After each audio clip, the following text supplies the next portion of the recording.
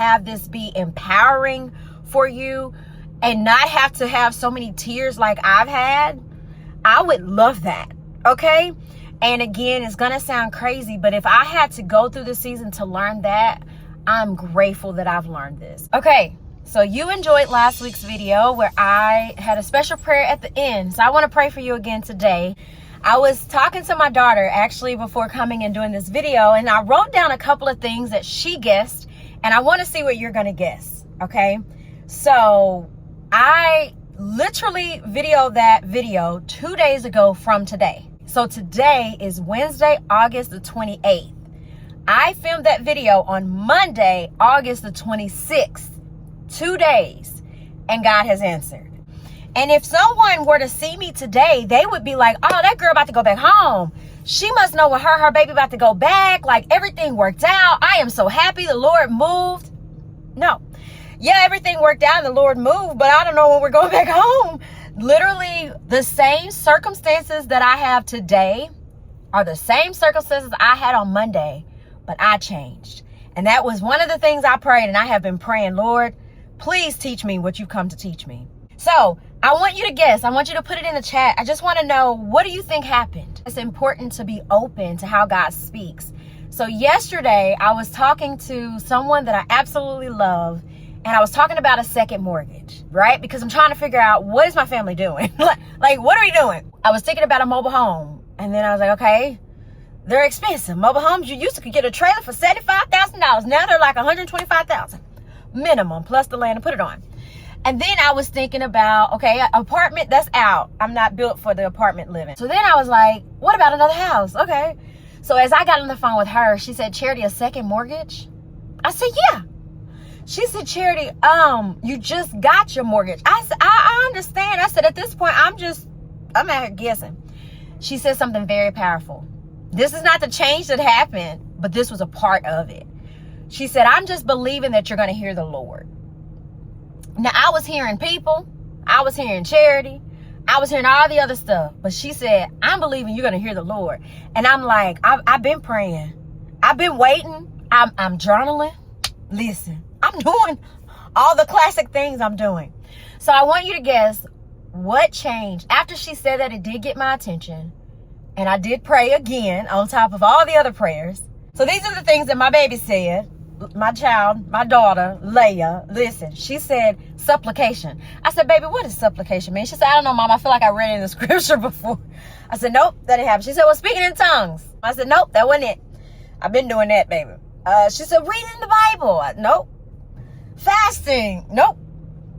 So what do you think? Maybe you've already put it in the chat. So I was praying, and God gave me an understanding. First step I shared a couple videos back was surrendering. I surrender. I don't understand, but God, I surrender this to you. So did that. That's step one, right? Step two, I was journaling and praying and really talking to God, and not just this high level, like, this is how I'm feeling. This is what I want. This is what I'm decreeing for my day.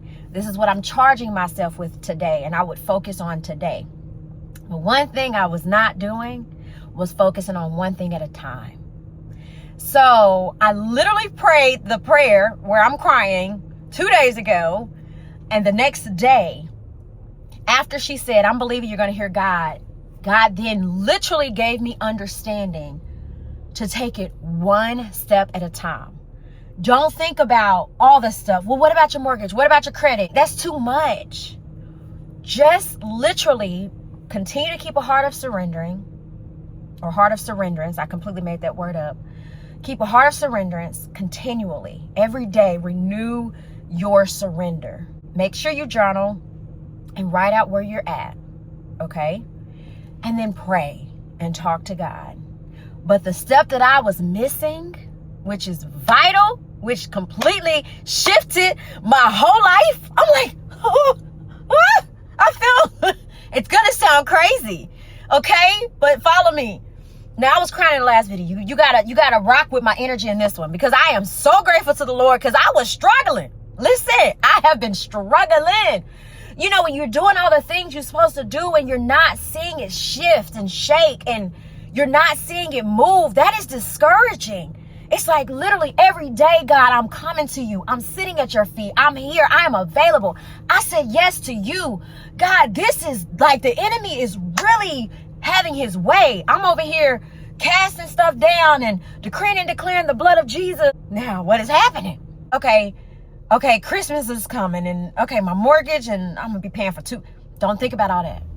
Say, Lord, what is the next best thing that you want me to do? What is the next best thing for me to do? And it's a little bite size. The 5th step is to discern the next best thing. Take time, listen to the Lord. Don't be in a rush. Don't try to hurry up the process. There's no rush because it is what it is. I can't literally, there is no one that can change my life right now. The only person that can change my circumstances because they're so great is the Lord. I can't do it. Another person that loved me, I don't care how much love they have, they cannot take all this away. So for me, the first thing yesterday was to pick up an insurance check. The second thing, after I did that, I said, okay, Lord, what's the next right thing to do? Second thing was to deposit the insurance check into my banking account. The third thing was to make 2 phone calls. I literally called 2 different people that are both out of state regarding this issue in my home that we're trying to rectify. And then the next thing, to pray and go to sleep. And I remember I felt for a smidge of the time, I was like, I can get on Zillow, then pray and go to sleep. Or I could just look online, look on Airbnb, and then pray and go to sleep. And the Lord's like, no, pray and go to sleep. So I did not look online. So I can do a part 2 to this because I literally inside of myself feel like I've learned something that I don't think I even thought about before, but I know I for sure did not walk it out before. I didn't. And the Bible says to be anxious for nothing. It doesn't say you could be anxious for your kid. It doesn't say you could be anxious about your kid having a bed. It doesn't say you could be anxious for your kid's stability. And side note, when I was telling my daughter about it before I came out, she was like, Mom, come on. Being with you is what provides me stability. I was like, oh my God, I love you. But she's like, Mom, I don't care where we are. As long as we're together, I'm good. I just wanted to share that. I hope that helps you. I really hope that helps you. Listen, if you can go through a season and have this be enlightening for you or have this be empowering for you and not have to have so many tears like I've had, I would love that. Okay? And again, it's going to sound crazy, but if I had to go through the season to learn that, I'm grateful that I've learned this. I would actually say, you know what? Because I know God is calling me to higher, and I know he's calling me to deeper, and I know he's calling me to more. He's increasing my capacity. I would have gone through all this to learn this. There are some seasons that are hard that's worth going through, depending on the lesson that you learn on the other side of it. A quick prayer. Father, in the name of Jesus, God, I just thank you for whoever is watching this video, Father. I thank you, Father, that they are in a place and a season in their life where they are seeking you. Lord, in the name of Jesus, I just thank you for their heart posture towards you. Father, in the name of Jesus, I ask that you will give them revelation. What is the next best thing for them to do? What is the next right step? The Bible says the steps of a good man are ordered by the Lord. So, Father, I ask that you would order the steps. And I never thought about it until this moment. But when I think of order, I think of math, I think of numbers. And I think of an ordered step. Step 1, step 2, step 3, step 4. Father, thank you even for that revelation in this moment. But God, I pray that on the other side of the screen, you will give them the next step, and then the next step, and then the next step.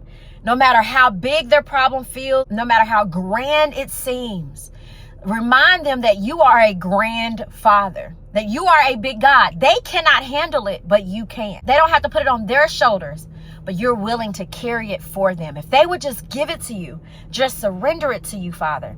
So I just ask, Father, that you help them to surrender and help for journaling and prayer to be a daily part of their lives. And Father, for it to get to where asking you what is the next right thing to do becomes easy in all of our lives. This is life-changing. Thinking of all the difficult seasons in life to just realize, you know what? I don't have to figure all of this out because I'm not God. I don't have to know all the solutions. I am okay with relinquishing control because I am not the Lord. God, we thank you that we can entrust you with the big stuff, but we're also participating by walking it out one ordered step at a time. Father, thank you. I thank you for where I'm at. Thank you that I ain't crying today. And it's not even because I'm pretending, but it's literally, I literally feel changed. And I know this will be a lesson that I will be able to apply and use for the rest of my life. God, I thank you for being a good father. I thank you so much. I pray this prayer in Jesus' name. In Jesus' name, amen. Remember, stay patient, stay present, and trust the process. Restoration and beyond are possible. See you next week.